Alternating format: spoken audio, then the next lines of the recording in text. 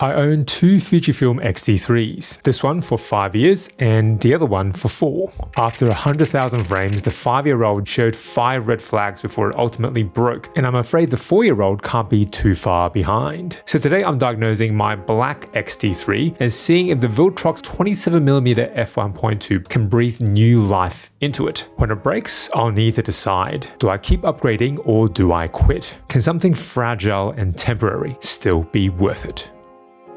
Viltrox aren't sponsoring this video. All they provided was the lens and a prediction. You will be amazed. Hello, I'm Jack, scientist by day, street photographer by night, and this is Bokeh Therapy. As the number of back orders increase, so do Fuji's prices. Luckily, cheaper third-party lenses have never been better, and Viltrox's 27mm f1.2 Pro splits the difference between Fuji's 23 and 33mm primes. If the Viltrox is good, passable even, on a used X-T3 body, we now have an affordable Fuji combo for everyone. But do older Fuji cameras hold up?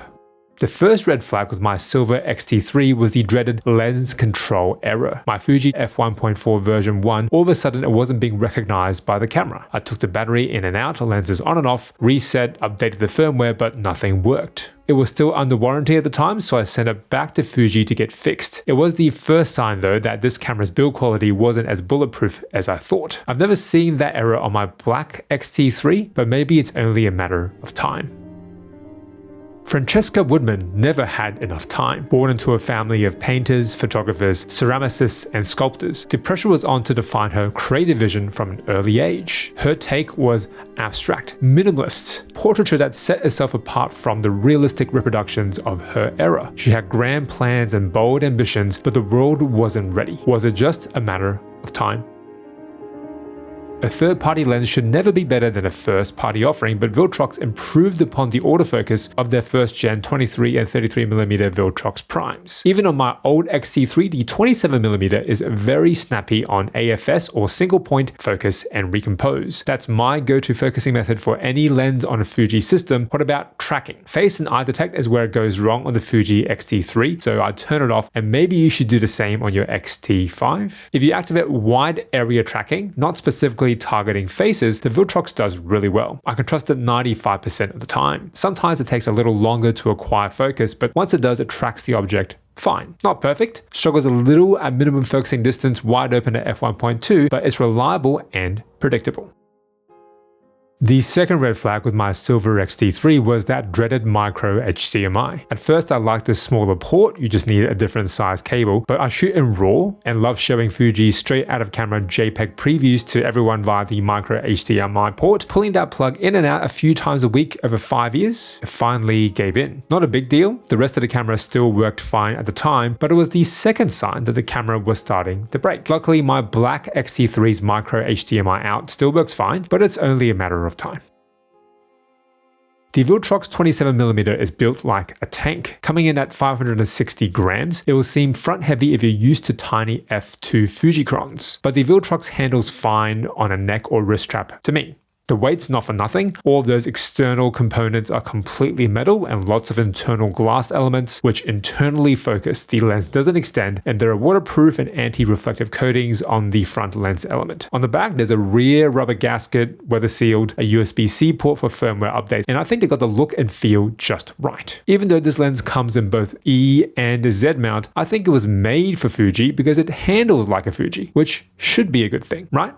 The third red flag with my silver X-T3 had nothing to do with the malfunction. It came down to my use case at night. Crop sensors aren't the best in low light, and Fuji's brightest wide to normal lenses maxed out at f1.4. This X-T3 doesn't have IBIS either, so I can't slow down my shutter speeds to expose to the right. My nighttime cityscapes had too much noise. This older sensor is actually quite good in low light, nothing compared to the Nikon ZF, but a bit better than the X-T5's 40 megapixel sensor. I just needed the right lens after all. F1.2 is sometimes about getting the shot or not at night, not just bokeh. And without IBIS, I'm confident shooting handheld at a 60th of a second up to 125th of a second. Using an f1.4 lens, I'd have to underexpose at ISO 12800, but at f1.2 I can expose to the right for cleaner files. Your noise tolerance might vary, but the Viltrox lens really makes low light shooting mostly a non-issue, even on older Fuji bodies. age was nothing but a number to Francesca Woodman. She was a teenage prodigy, using motion blur lighting and abstraction all to create an eerie sense of intimacy. But when she left school to make it as a photographer, the establishment didn't take her seriously. Francesca was only 20. Her work had existed for a blink of an eye. So to grab the attention of the fine art scene in 1979 New York City, they didn't yet think she was worth it. For the Viltrox lens to be worth lugging around, you'll want to shoot it at f1.2 the vast majority of the time. So how does the fall-off look? There's a fair bit of vignetting. The bokeh is swirly, cat's eye in the corners, but the fact that you can get this type of subject separation with a wide field of view on an APS-C sensor is impressive. The look is comparable to my Nikon ZF and the 40mm f2, except Viltrox's 27mm is sharper and better corrected. More on that later. And of course, Fuji can't beat the full-frame ZF in terms of low light performance. f1.2 means you don't have to be too close to the subject to blur out the background. This is, dare I say, the full-frame look. If I had this lens 3 years ago, I might never have switched.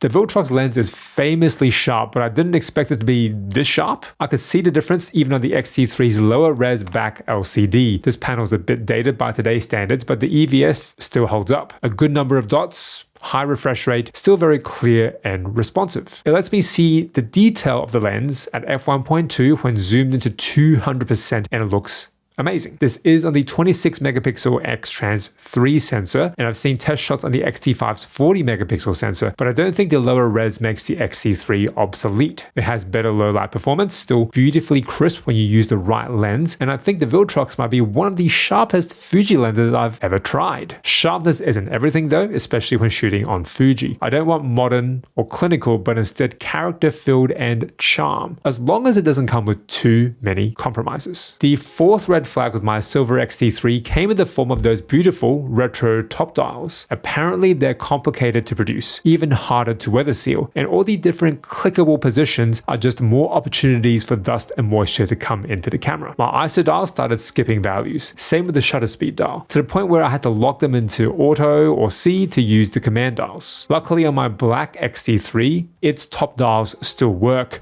I like setting manual ISO and manual shutter speed, especially at night, and the tactile nature of these dials is why we got into Fuji in the first place. But this usability strength is a build quality weakness. It's only a matter of time.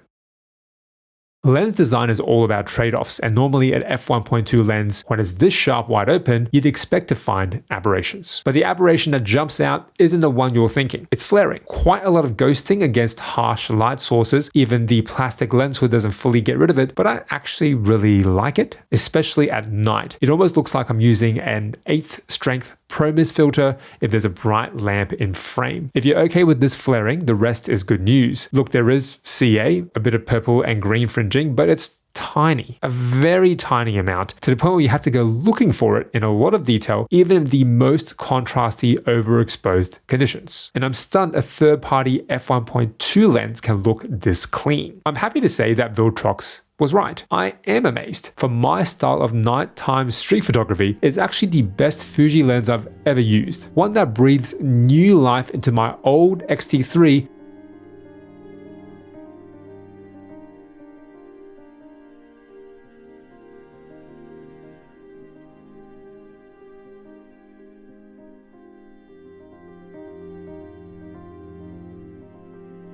but none of it matters if it breaks.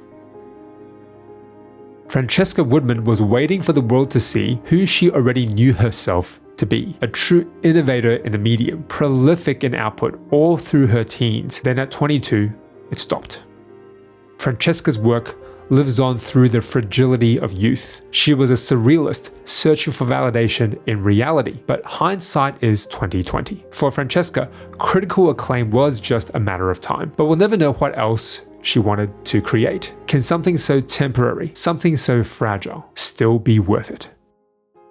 The fifth and last red flag for my silver X-T3, and what ultimately broke it, was all of the physical controls. The top dials, then the command dial started skipping values. The on-off switch got loose, so did the AF, S, C, and M switch on the front, so I couldn't trust the camera anymore. Am I being too harsh? This is a 5-year-old camera after all, and all things considered, I'm impressed with the X-T3's build quality. Actually, much more than all the reports I'm seeing about the X-T5. Easily chipped paint, delaminated EVFs after only a year. Let's not even open a can of worms about firmware mishaps, a far cry from the old glory days of Kaizen. Gone are the days when a camera feels like a once-in-a-lifetime purchase, which is why I'll keep shooting with my X-T3 until it meets the same fate as my old X-T3. Even if it's temporary and fragile.